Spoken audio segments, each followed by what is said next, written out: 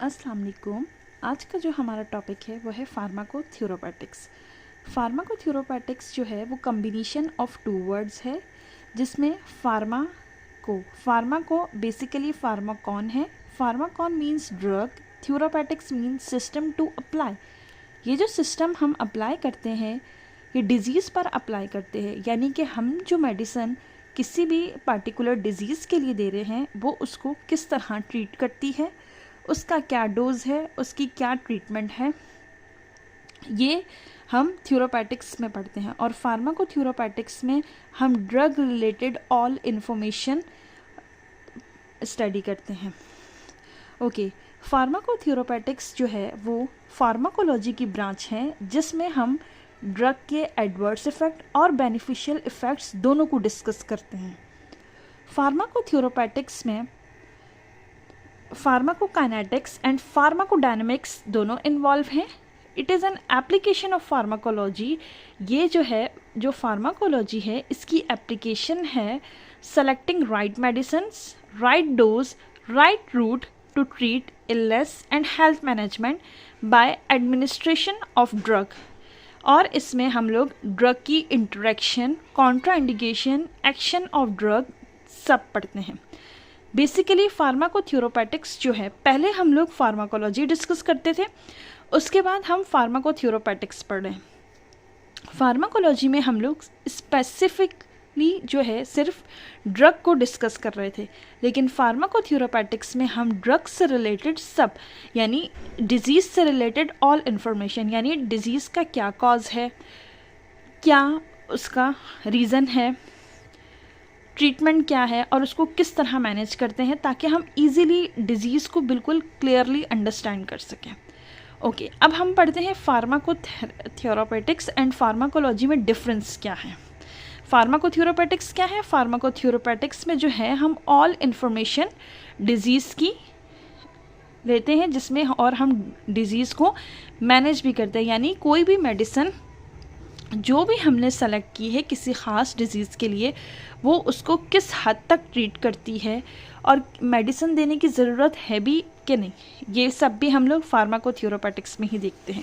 Okay, अब हम पढ़ते हैं डिफरेंस बिटवीन फार्माकोलॉजी एंड फार्माकोथेरेपेटिक्स।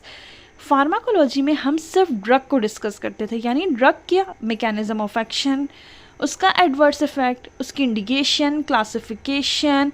लेकिन फार्माकोथेरेपेटिक्स में हम लोग डिज़ीज़ की definition, cause, management, indication, treatment, pharmacological treatment, non pharmacological treatment, हम सब डिस्कस करते हैं।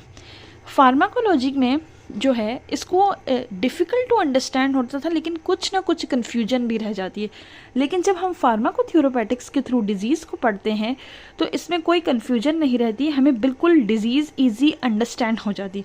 फॉर एग्ज़ाम्पल, हमने डायूरेटिक्स में अगर हमने डायूरेटिक्स पढ़ा तो डायूरेटिक्स में हमारे पास उसकी classification, mechanism of action, interaction, adverse effect सब आ जाएगा फार्माकोलॉजी में। लेकिन जब हम फार्माकोथेरेपेटिक्स जो है, डायूरेटिक्स हाइपरटेंशन की ड्रग है, जिसमें हम लोग हाइपरटेंशन से रिलेटेड भी पढ़ लेंगे और उसकी ड्रग से रिलेटेड भी पढ़ लेंगे, यानी कि टाइप्स क्या है, क्लासिफिकेशन क्या है, उसकी इथियोपैथोजेनेसिस क्या है, डायग्नोस्टिक टेस्ट कौन से हैं, फार्माकोलॉजिकल ट्रीटमेंट क्या है और नॉन फार्माकोलॉजिकल ट्रीटमेंट क्या है। अब हम कुछ टर्म्स के मीनिंग अंडरस्टैंड करते हैं, जिसको पढ़कर हम फार्माकोथेरेपी को ईजिली अंडरस्टैंड कर लेंगे। First, aetiology. Aetiology means reason, यानी कॉज ऑफ डिज़ीज़। डिज़ीज़ का कॉज क्या है? जैसे कि कोरोना वायरस आया था तो उसका क्या कॉज था? वो SARS-CoV-2 से हो रहा था। जैसे किसी को हाइपरटेंशन हो जाती है तो उसमें ब्लड वेसल्स में डायलेशन हो रही है या कॉन्स्ट्रक्शन हो रही है, वो सब जो है इटियोलॉजी में आ जाता है। फिर पैथोजेनेसिस आ जाता है, जिसमें हम लोग तमाम के तमाम स्टेप्स और प्रोसेस देखते हैं जो भी डिज़ीज़ डेवलप हो रही है। Another one is classical manifestation, clinical manifestation. Clinical manifestation में हम सिम्टम्स और डायग्नोस्टिक टेस्ट को डिस्कस करते हैं। फिर हमारे पास आ जाता है non pharmacological treatment and pharmacological treatment.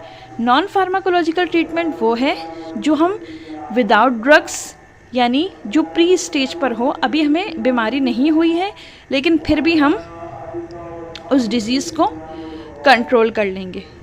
और फार्माकोलॉजिकल ट्रीटमेंट, अब हम लोग non pharmacological and pharmacological management पढ़ते हैं। नॉन फार्माकोलॉजिकल मैनेजमेंट मीन्स हम विदाउट ड्रग्स डिज़ीज़ को ट्रीट कर सकते हैं। यानी ड्रग जो है, इस वक्त जो डिज़ीज़ है वो प्री स्टेज पर है, यानी कि अभी हमें जैसे कि हाइपरटेंशन है वो अभी हुई नहीं है, चांसेस हैं कि हो जाएगा, क्योंकि हमारा जो ब्लड प्रेशर है वो एलिवेटेड लेवल पर रहने लगा है, इसलिए तो हम इसे अपना लाइफ स्टाइल चेंज करके मैनेज कर सकते हैं।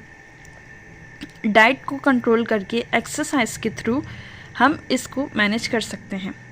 इसीलिए इसे नॉन फार्माकोलॉजिकल ट्रीटमेंट कहते हैं, यानी नॉन फार्माकोलॉजिकल ट्रीटमेंट जो विदाउट ड्रग्स हम ट्रीट करें। फार्माकोलॉजिकल ट्रीटमेंट में हमारे पास विद ड्रग्स हैं, यानी ड्रग्स के थ्रू ट्रीट करते हैं। इसमें डिजीज़ जो है वो कॉज्ड हो जाती है और कभी सम टाइम ये सीवियर भी हो सकता है और कभी अनकंट्रोल्ड भी हो सकता है।